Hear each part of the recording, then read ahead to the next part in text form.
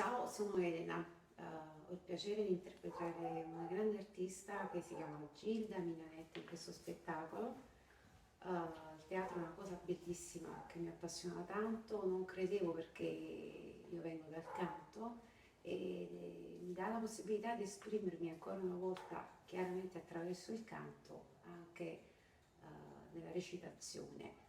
E rappresenterò questo personaggio che si chiama Gilda Mignonette, come dicevo prima, dei primi del Novecento, quindi un personaggio molto forte, una donna molto forte, carica di passione, dove appunto canterà la sua Napoli, struggente, perché lei, lontana da Napoli, a un certo punto su questa nave si ricorda della sua città e quindi chiaramente questa cartolina diventa un libro in cui esce fuori una storia, un romanzo.